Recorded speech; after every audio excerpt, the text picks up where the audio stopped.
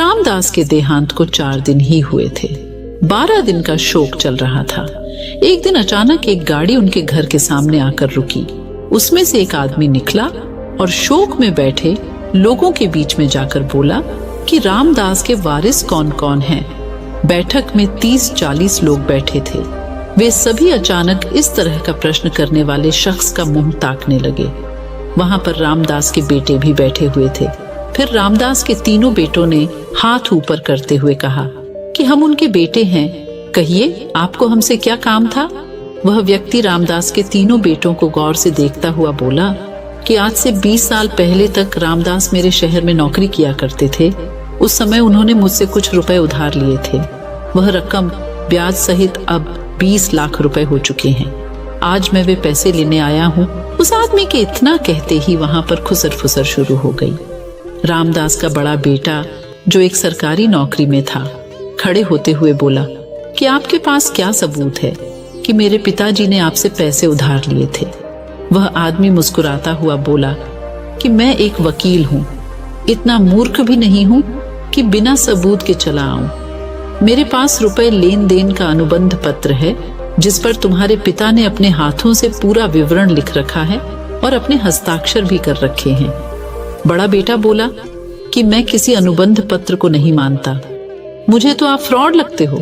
20 सालों तक चुप बैठे रहना, फिर पिताजी के निधन के तुरंत बाद आपका अचानक से आ जाना, यह सब क्या है। अगर मेरे पिता ने पैसे लिए भी होंगे तब भी वह करार उनके साथ ही खत्म हो गया। मैं ये पैसे देने से साफ साफ इनकार करता हूँ। रामदास का दूसरा बेटा जो कि ठेकेदार था, वह बिल्डिंग बनाने के काम लिया करता था। वह भी खड़ा होकर बोला कि वकील साहब, आप जिन पैरों से चलकर आए हैं उन्हीं पैरों से वापस चले जाइए। अगर आपको पैसे चाहिए थे तो पिताजी के जीवित रहते ही आते। हमारे पिताजी ने हमें कभी नहीं बताया कि उन पर कोई कर्जा है। वकील बोला कि पहले इसलिए नहीं आया क्योंकि रुपए वसूलने का करार आज के दिन का ही था। रही बात वापस जाने की, तो मैं आपको बता दूं कि मैं यहाँ कोई लड़ाई लड़ने नहीं आया हूँ। यहाँ से चुपचाप चला जाऊंगा। लेकिन अगर आप लोग अपने पिता का कर्ज देने से इनकार करते हो तो मैं कोर्ट का दरवाजा खटखटाऊंगा। मगर मेरे रामदास जी के साथ अच्छे संबंध थे। मैं नहीं चाहता कि उनकी मृत्यु के बाद उनकी इज्जत उछाली जाए, इसलिए मैं आप लोगों को कुछ रियायत दे दूंगा। मगर तुम लोग कर्जा देने के लिए हाँ तो कहो। तीनों बेटे चुपचाप रहे, किसी ने भी कर्जा चुकाने की हिम्मत नहीं दिखाई। वकील फिर से बोला कि यहाँ पर तुम्हारे समाज के लोग बैठे हैं, रिश्तेदार भी बैठे हैं, क्या तुम लोगों को अपने पिता की इज्जत प्यारी नहीं है। अचानक रामदास का छोटा बेटा दिनेश खड़ा होकर बोला कि आप सबूत दिखाइए, मैं पिताजी का कर्जा चुकाने के लिए तैयार हूँ। उसके इतना कहते ही उसकी पत्नी, जो अन्य औरतों के साथ दरवाजे पर खड़ी होकर पूरी बातें सुन और समझ रही थी, जल्दी से बाहर आई और फिर अपने पति का हाथ पकड़कर अंदर ले गई और बोली कि यह आप क्या कह रहे हो, इतनी बड़ी रकम कहां से चुका दोगे। हमारे पास तो 20,000 भी नहीं है। आपके भाई पूरी तरह से संपन्न होकर भी चुपचाप बैठे हैं, फिर आप क्यों अपने ऊपर अपने पिताजी का कर्जा चुकाने का इतना बड़ा बोझ ले रहे हो। दिनेश के पास बस थोड़ी सी जमीन ही थी और वह छोटा मोटा काम करके अपने घर का गुजारा कर लिया करता था। उसी में पति पत्नी किसी तरह से अपनी जिंदगी गुजार रहे थे। दिनेश के दोनों बड़े भाई अच्छे सुखी संपन्न थे और ऐसो आराम से अपनी जिंदगी जी रहे थे। एक भाई की सरकारी नौकरी थी और दूसरे भाई का भी अच्छा खासा कारोबार था। पिताजी ने अपने जीते जी दोनों को खड़ा कर दिया था और छोटे भाई दिनेश की जिम्मेदारी दोनों बड़े भाइयों को सौंप दी थी, क्योंकि पिताजी की तबीयत खराब रहने लगी थी। लेकिन दोनों भाइयों ने कभी भी अपनी जिम्मेदारी नहीं समझी और अपनी अपनी जिंदगी में मस्त हो गए।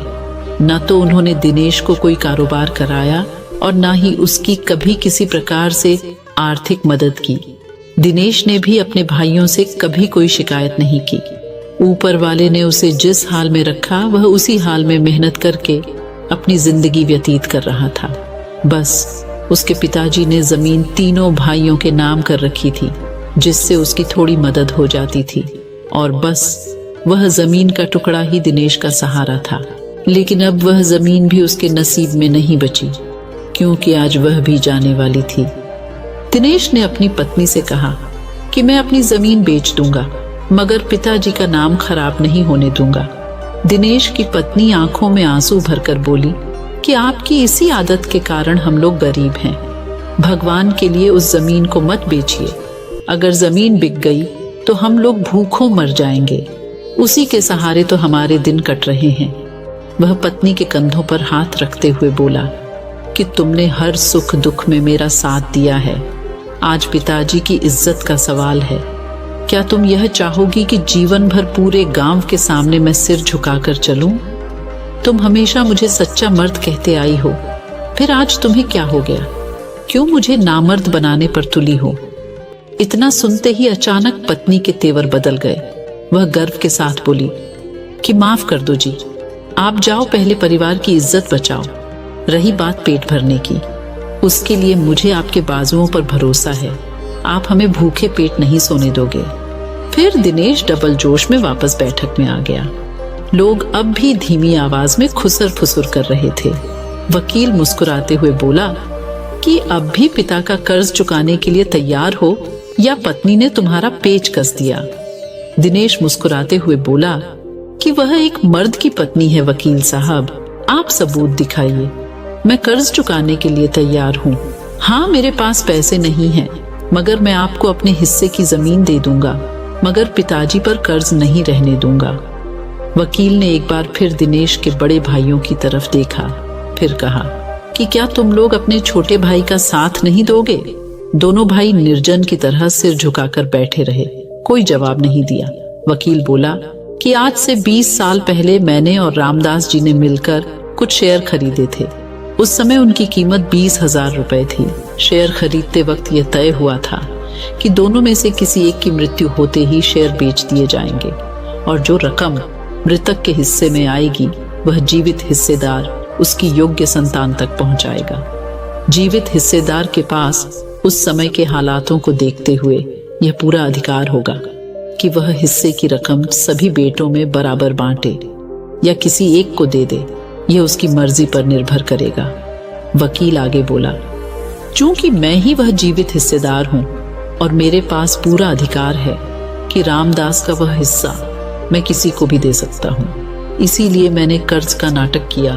उन पर कोई कर्ज नहीं है, बल्कि शेयर बेचने के बाद और टैक्स कटने के बाद कुल 20 लाख रुपए उनके हिस्से में आए हैं और वह 20 लाख रुपए मैं रामदास जी के छोटे बेटे दिनेश को देने की घोषणा करता हूं, क्योंकि दिनेश ही उन रुपयों का सच्चा हकदार है। जो बेटे पिता का ऋण चुकाना अपना कर्तव्य नहीं समझते, उनका पिता की संपत्ति में भी कोई हक नहीं बनता।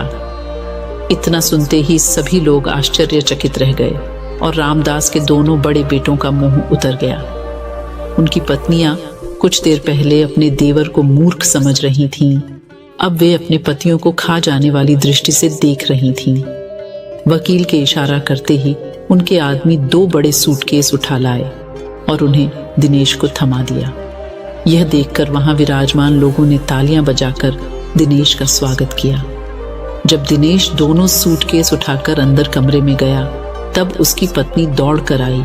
भरी आंखों से पति को निहारते हुए बोली कि आज समझ में आ गया कि सच्चाई, ईमानदारी और खुददारी के रास्ते में कांटे और दर्द बहुत मिलते हैं, मगर एक दिन ईश्वर सुनता जरूर है और जब भी वह सुनता है तब छप्पर फाड़ कर देता है। तो दोस्तों, अगर आपको ये कहानी पसंद आई हो तो वीडियो को एक लाइक अवश्य कर दीजिएगा। धन्यवाद।